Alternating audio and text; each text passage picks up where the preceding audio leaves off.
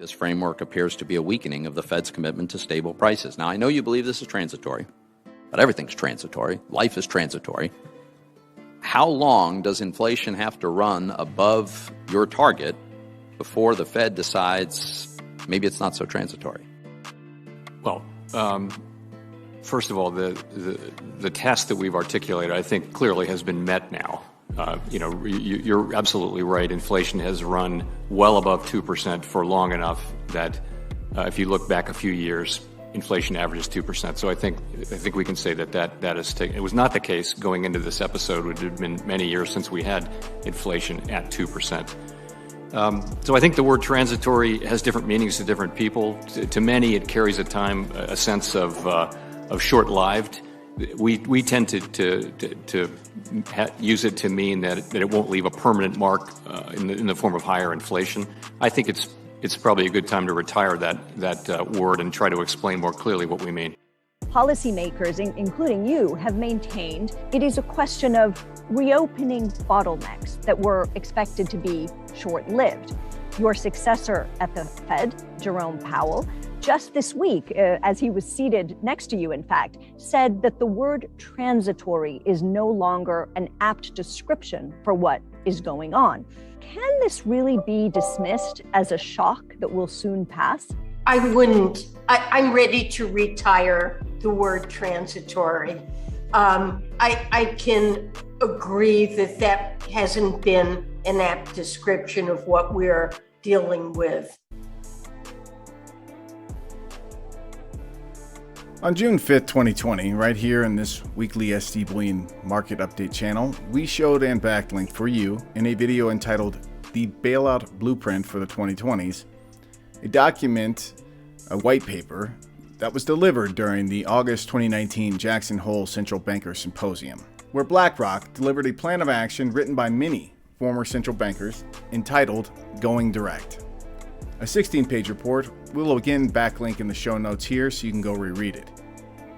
For all that has since then passed, it's apparently gone according to prior plan. This August 2019 report called for a major central bank policy coordination the next time we had a financial crisis, and only a month later, in September 2019, the overnight New York Fed Repo fiasco kicked off, leading into this pandemic-driven fiat financial coup still underway, with the Fiat Federal Reserve and U.S. Treasury, I would argue illegally, still melded, having used special purpose vehicles, or SPVs, to inject massive currency creation directly into hedge funds and the private real economy. And don't take our word for it either. Take the Fred charts, or John Titus, who runs a great YouTube channel called Best Evidence, and recently had a video entitled Meet the Fed's New BFF, where he constructed this chart using the St. Louis Federal Reserve's data that illustrates that the new infinite QE policies ongoing are way different than the former QE 1-2-3 injections of 2009 and the 2010s. We'll leave a link to his video also in the show notes if you want to dive further. Suffice to say that the blue line and the red line going up in coordination are direct central bank policies to kick off a much larger secular inflation here in the USA and elsewhere around the world. I suppose likely that the central banks hope in doing so they can better devalue the record debts and hundreds of trillions in unfunded liability piles never saved for. The August 2019 Going Direct report called for helicopter money, which put central bank created money directly in the hands of spenders, whether households, businesses, or the government, rather than relying on indirect injections or incentives such as lower interest rates, tax cuts, or public spending. It could all be explicitly financed by an increase in the stock of money, or the monetary basis you see climbing walls here. They highlight two key points on helicopter money that they're prescribing.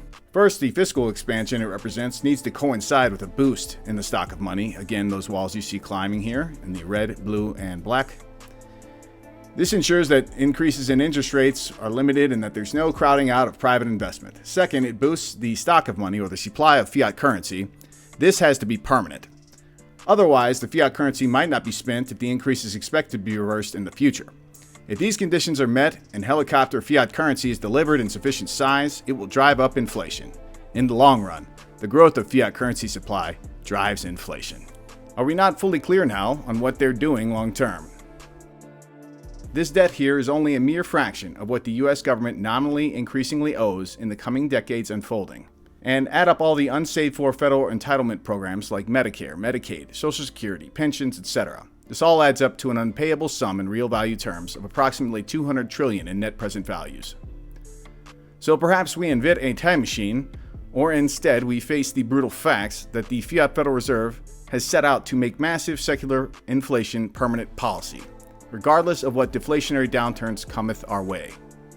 This going direct for inflation policy come hell or high water is not by accident. It is by premeditated design. And it is to become not merely a present, but a permanent feature of our collective futures ahead. Hello there, on behalf of SDBullion.com, this is James Anderson, and this is your SD Bullion Market Update. Before we go further, please smash the like button so other sound money stackers can also see this content. And be sure to subscribe to our SD Bullion channel so you can get our latest market coverages, and also a chance at winning incredible bullion giveaways like this one. What's better than winning a free tube of the new 2021 Type 2 Silver Eagle coins? How about winning 25 tubes? SD Bullion is at it again with the 2021 Silver Eagle Monster Box Sweepstakes. One lucky participant will become the proud new owner of 500 new Silver Eagle coins. We give you complete permission to freak out a bit here. Don't worry, we'll wait. Now that you have caught your breath and regained consciousness, head on over to sdbullion.com/sweepstakes for your chance to win. Click the link below to enter your chance at winning this 2021 SD Bullion Type 2 American Silver Eagle Coin Monster Box giveaway of 500 Silver Eagle coins. Official sweepstakes rules can be found at www.sdbullion.com/sweepstakes. Good luck to all of you who enter and for your chance to win.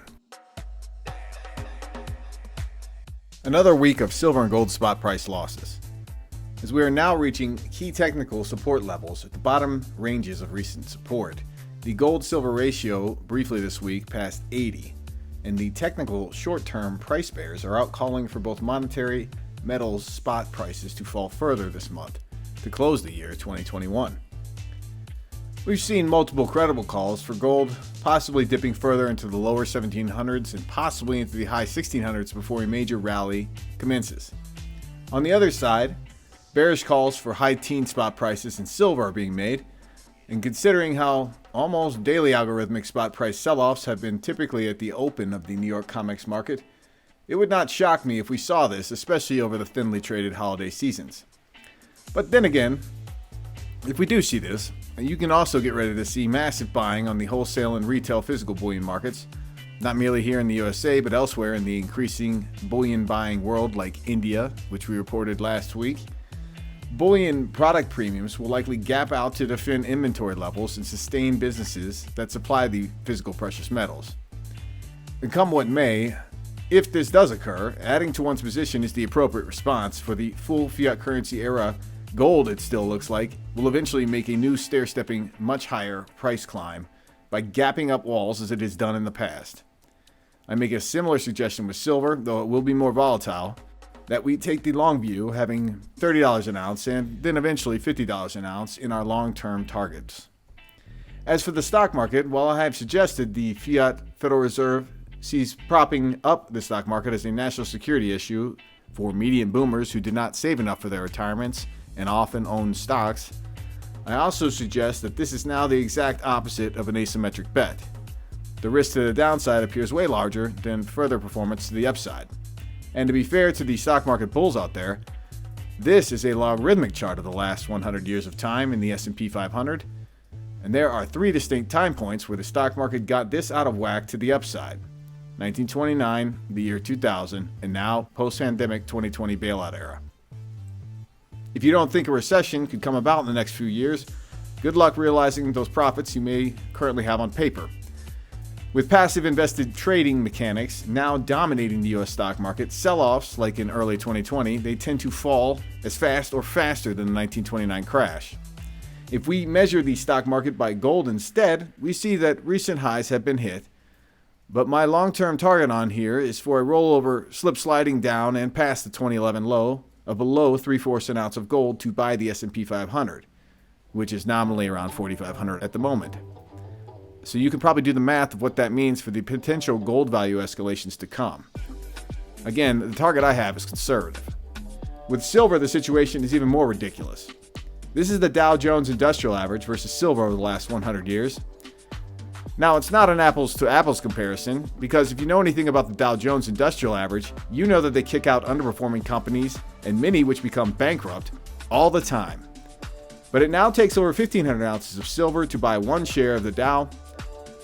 And look back at April 2011, that number got down to 263. So, the conservative target I have for myself is 2011. We're going below that eventually.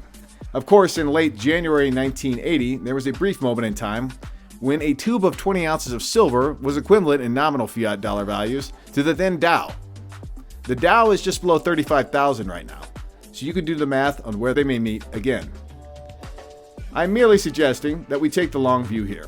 For as frustrating and seemingly lawless, and of course humiliating it has been to be a precious metal bull for over a decade running, the fundamental and central bank policy drivers are likely long-term to produce large swing trade value gains for those who take action in a long-term duration view. Just look back at the beginning childhood eras of the elderly citizens that we have in the United States. When the last time we blew out the US dollar supply, or now fiat monetary base, by this much, it was during World War II. And the inflation that resulted made the 1970s look like child's play. We're poised for much higher inflation ahead. And as I've illustrated to start this week's update, it is by premeditated, coordinated bailout blueprint design. Take advantage of these spot price dips and acquire prudent bullion positions if you've not already. You don't want to be looking back in regret later on. That's all for this week. As always, all you out there, take great care of yourselves and those you love.